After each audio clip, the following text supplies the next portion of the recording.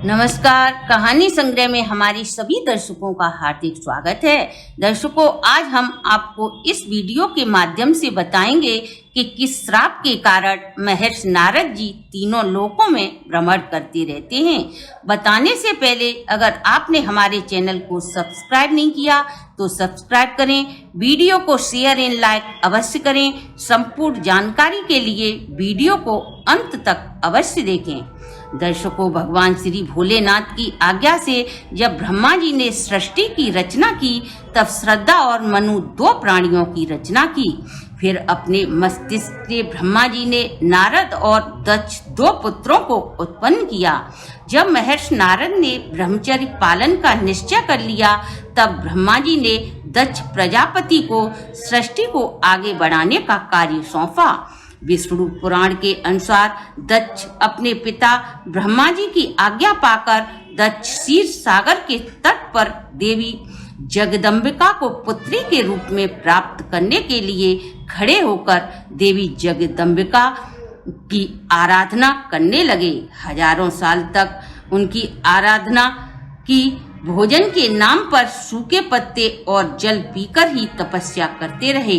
धीरे धीरे जल और पत्तों का त्याग कर सिर्फ वायु के सहारे कठोर तपस्या करते रहे।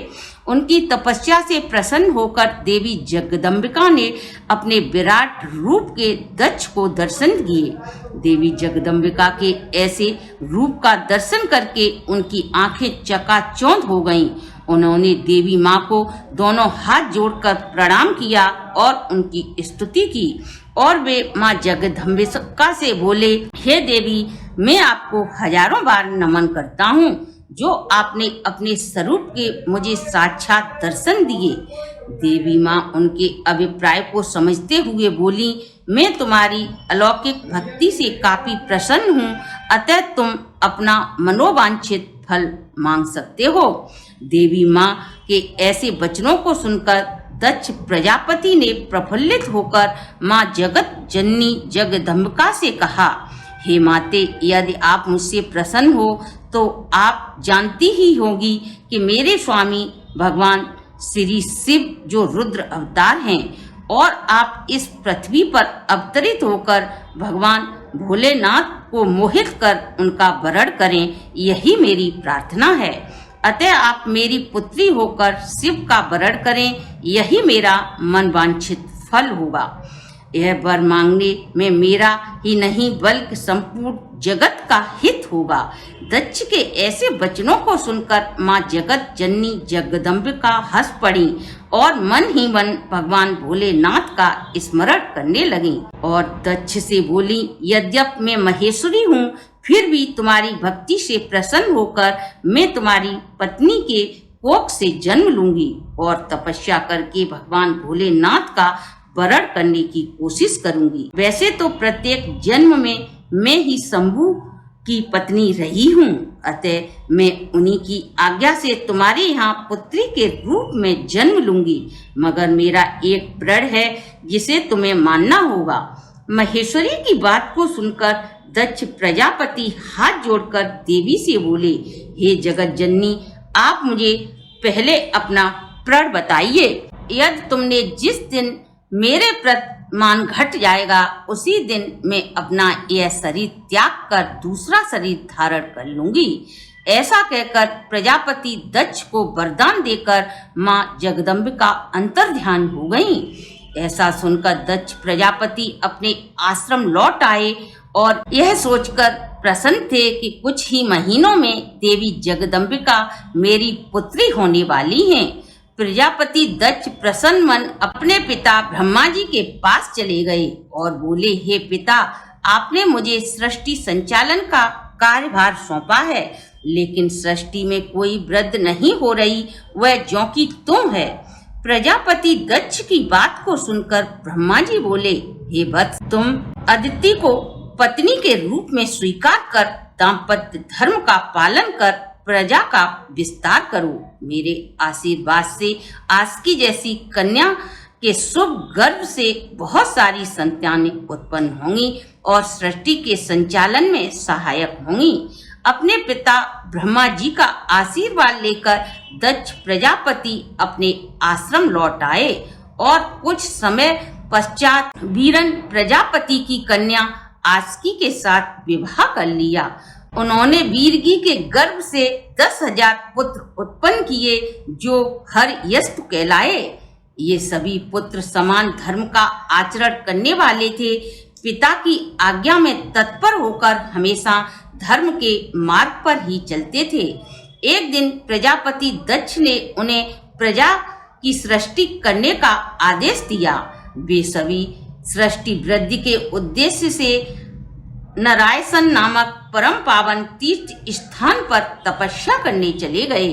वहां पहुंचकर दक्ष प्रजापति के सभी पुत्रों ने सृष्टि वृद्धि के लिए तपस्या करना आरंभ कर दिया।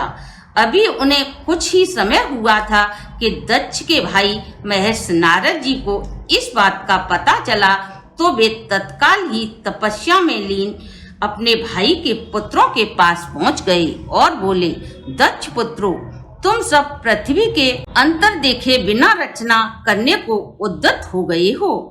उनकी बातों को सुनकर उन्होंने मन में निश्चय किया कि केवल रज आदि गुणों पर विश्वास करने वाला मनुष्य सृष्टि आरंभ का कार्य कैसे निश्चय कर सकता है। यह सोचकर वे दक्ष कुमार ऐसे पथ पर निकल पड़े जहां से कोई वापस नहीं लौटता।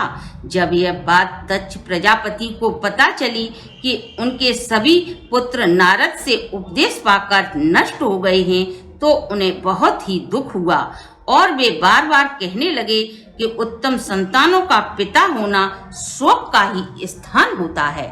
तब ब्रह्मा जी ने अपने पुत्र को सांत्वना देते हुए कहा कि हे वत्स, विधि का विधान प्रबल होता है, इसके आगे किसी की भी नहीं चलती। इस विधान को कोई भी नहीं टाल सकता। अपने पिता ब्रह्मा जी की आज्ञा पाकर प्रजापति दक्ष ने अपनी पत्नी आस्की के गर्भ से सवासाल नामक एक सहस्र पुत्र उत्पन्न किए और अपने अन्य भाइयों की भांति वो भी प्रजापति दक्ष की आज्ञा लेकर नारायण नामक पवित्र तीर्थ स्थान पर तपस्या करने चले गए, जहां पर उनके 10,000 भाइयों ने सिद्धि प्राप्त की थी। जब यह बात महर्षि नारद को पता चली कि मेरे भाइयों के पुत्र अन्य भाइयों की भांति सृष्टि के विस्तार के लिए कठोर तप कर रहे हैं, तो उन्होंने वही उपदेश दिया जो दक्ष प्रजापति के 10,000 पुत्रों को दिया था। इस बार भी दक्ष प्रजापति के सभी पुत्र नारद को प्रणाम कर उसी मार्ग को चले गए जहां से कोई वापस नहीं आता। जब यह बात दक्ष प्रजापति को पता चली कि इस बार भी उनके भाई नारद ने उनके पुत्रों को उपदेश देकर वापस भेज दिया है जहां से कोई भी इस संसार में नहीं आता, तो वह क्रोध के कारण दक्ष प्रजापति बेहोश हो गए। जब उन्हें होश आया और वे बोले, भाई होते हुए भी नारद दुष्ट है, उसने मेरे सभी पुत्रों का उद्धव पथ भेजकर विनाश कर दिया है। तब वह नारद से बोले, हे नीच, तूने यह क्या किया? तूने झूठ मूठ में ही साधु जैसे वस्त्र पहन रखे हैं। तू तो साधु नहीं, दुष्ट है। तुमने मेरे भोले भाले बच्चों को छल पूर्वक बिच्छुओं का मार्ग दिखाकर अच्छा नहीं किया। तुम निर्दयी हो। तुमने उनके लोक परलोक दोनों का ही विनाश कर डाला। बारंबार अमंगल करने के कारण तीनों लोकों में तुम विचरते रहोगे। तुम्हारा पैर कहीं भी नहीं टिकेगा। तुम्हें तीनों लोकों में कहीं भी ठहरने का स्थान नहीं मिलेगा। दर्शकों, तभी से ऐसा माना जाता है कि नारद तीनों लोकों में तभी से भ्रमण करते रहते हैं। शिव पुराण की इस कथा को हम यहीं विश्राम देते हैं। दर्शकों, कैसी लगी आपको हमारी यह वीडियो?